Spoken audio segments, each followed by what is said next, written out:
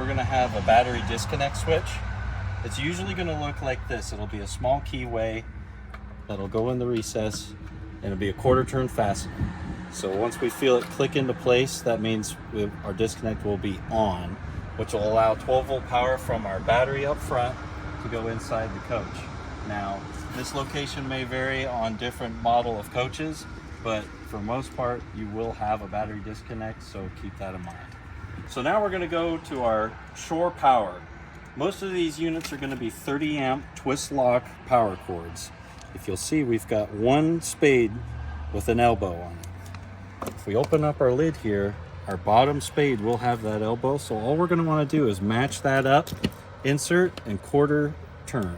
We've got a locking collar here that will lock down our 30 amp cord, so that way if anybody bumps it, it's not going to come unplugged.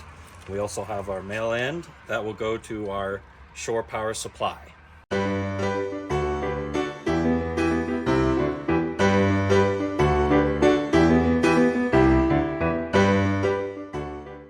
So on the outside of the coach, we're going to have our water heater door. On this one, we're going to have an anoid rod, which also acts as the drain plug. On the bottom of this tank, there will be a plug entry. We'll just screw this in, and that'll be 1 1/8" socket to tighten that plug up. On the top here, we'll also have a pressure relief valve. If you ever want to drain the tank, you'll want to relieve the pressure with this handle here. This is a gas and electric water heater, and that'll all be controlled inside. On this coach, we've got our main display panel here. This will have our water heater controls. If you see on the bottom, it'll be LP gas, or we can run this water heater on electric. If we're plugged into shore power, we'll just turn that switch on, and that'll heat our water within 45 minutes to an hour. Now, if we want to run off the LP tanks, we'll switch it on here. The water heater will automatically light the pilot and then start heating the water. You'll have hot water with LP in around 30 minutes. Now, on some coaches, we will have an on-demand water heater set up. The way we'll want to run this system, we've got an on-off switch on the outside. We'll enable it, and we'll always make sure this door closes, ensuring that our exhaust gasket is seated. Now, inside the coach, we're going to have our display for our on-demand water heater. So we'll keep our power button on. This will show us our water temperature. So we'll set this to whatever we like our shower to be. So, maybe some people like it at, 105, maybe 113, 114 or so. I always try to set these on-demand water heaters to the temperature you like for your shower, so you only have to turn on the hot side faucet in the shower. Now, if you're going to be doing your dishes, anything like that where we want good hot water to disinfect, go ahead and turn this thing up to 120 degrees, just like a residential water heater, and run it that way.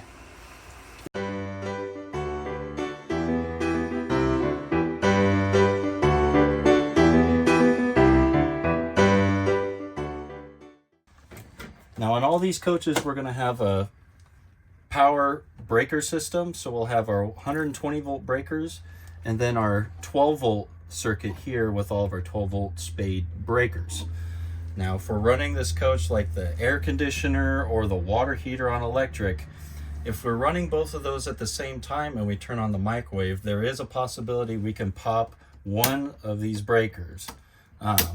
If that were to happen, you'll notice the AC turned off or the water heater stopped running.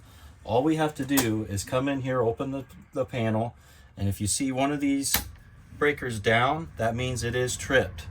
What we'll want to do is pull that back up, and we'll just watch running things at the same time. Same thing on our 12 volt side.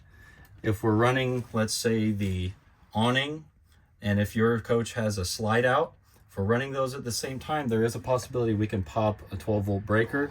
We'll just want to keep an eye on that. On most of these coaches, on the 12 volt side, if we do blow a breaker, there will be a red LED indicator light next to the fuse that is blown.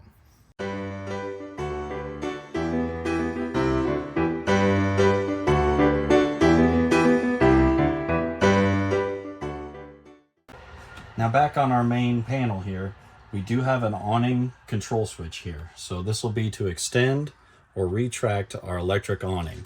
So if we'll just hold the extend button, that will extend our awning out. Same thing for our retract. We'll retract it in until we hear it fully collapse against the coach.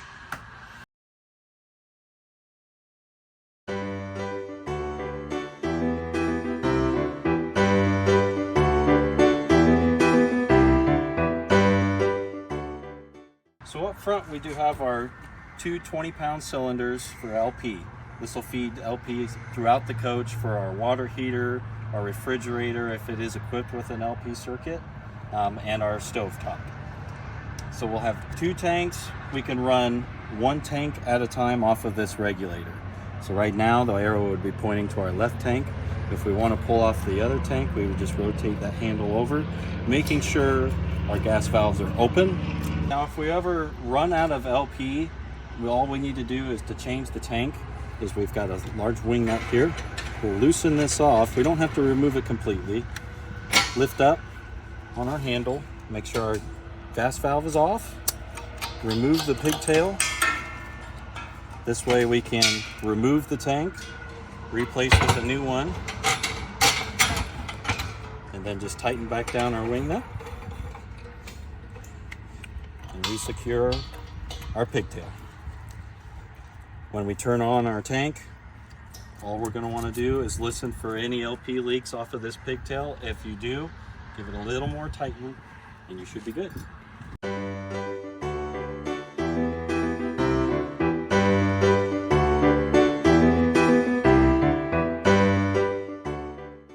All right, so in most coaches, we're going to have a sound bar set up just like this. Main thing to know, power button in the center as always. We'll hold that on, turn it on. Now, on most of them, we're going to have two zones. Zone 1 is going to be the soundbar itself. Zone 2 will be outdoor speakers. So if we don't want the whole campground listening to our movie, turn Zone 2 off.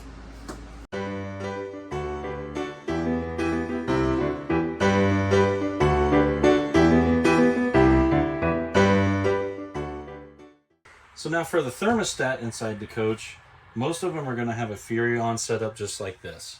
So in the center here, we're going to have a power and mode button. To turn the system on, we're going to hold power till it illuminates. First, we're going to have our fan setting. I'll always keep the fan setting on high so we can get to temperature quickly. The dry mode is just going to be fan only for the AC system. Now, if we hit this again, we're going to go up to cool. That'll be for our AC. And then if we hit it one more time, this will be our furnace, our gas furnace. So we'll make sure we have our LP on. We'll turn this on and it'll automatically light for us. To turn the system off, we'll hold the power button again and it'll turn everything off.